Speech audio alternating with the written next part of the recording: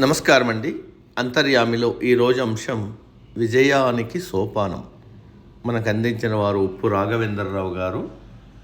వినిపిస్తున్నది మీ విజయభాస్కర్. జీవితంలో ఏదో సాధించాలన్న తపన అందరికీ ఉంటుంది. ఇలాంటి తపనే లేకపోతే మనిషి బతుకు బండబారుతుంది. గుండె రాయిగా మారి చివరికి ఆ మనిషి శిలగా మిగిలిపోతాడు.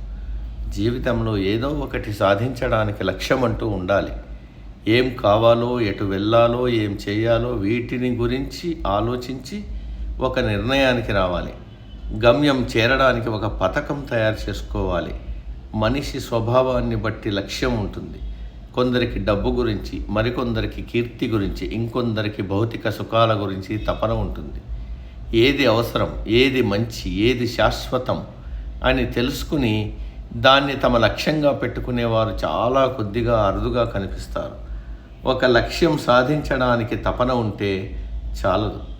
అది ఎలాగైనా పొందాలన్న కోరిక లేదా ఆకాంక్ష, పట్టుదల, ఏకాగ్రత లాంటి సాధనాలను లేదా సామాగ్రిని పోగు చేసుకోవాలి. మనస, వాచ, కర్మణ ఆ లక్ష్యం అందిపుచ్చుకునే వరకు నిద్రాహారాలు సవ్యంగా లేకపోయినా అధైర్యపడకూడదు. అర్ధాంతరంగా వదిలిపెట్టకూడదు.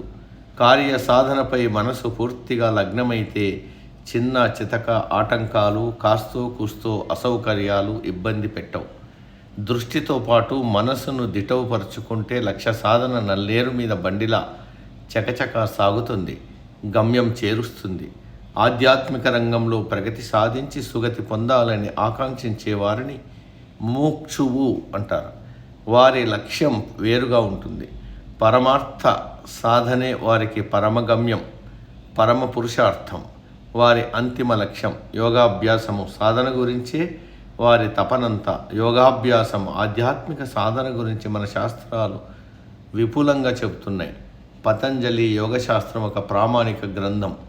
అభ్యాస యోగులకు అది దారి దీపం.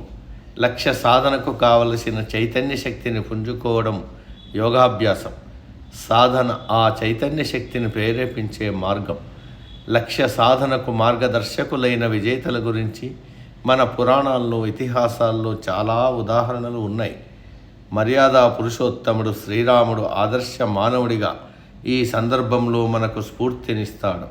పట్టాభిషేకం బదులు తండ్రి తన తలదాల్చి సీతా లక్ష్మణ సమేతంగా అడవికి వెళ్ళాడు. పంచవటిలో రావణుడు అపహరించిన సీతను తిరిగి తీసుకురావడం అనే లక్ష్యం అరణ్యవాసంలో మొదటి వరుస కట్టింది. ఆ లక్ష్యం నెరవేరడానికి దాశరథి చేసిన ప్రయత్నం ప్రశంసించదగ్గది. మానవ సహజమైన దుఃఖాన్ని దిగమింగి కార్యరంగంలో నుంచున్నాడు. అడవిలో వానరులు, జాంబవంతుడు ఆయనకు అండగా నిలిచారు. నిరాశ, నిస్పృహలకు లొంగకుండా సంప్రదింపులు సాగించాడు. జటాయువు సోదరుడైన సంపాతిని సంప్రదించి సముద్రం దాటి లంకను చేరగల ధీరుడు ఎవరని ఆరా తీశాడు. మారుతిని దూతగా రావణుడి చెంతకు పంపించారు. చివరికి చిన్నారి ఉడత తన వంతు సహాయం అందించి రాముడి దీవెనలకు పొందింది. మనోధైర్యం, ఆత్మబలం, వానర సైన్యం క్రియాశీలాన్ని, వ్యూహ రచనల్ని పెంపు చేశాయి. అధర్మం పైన ధర్మం విజయం సాధించింది.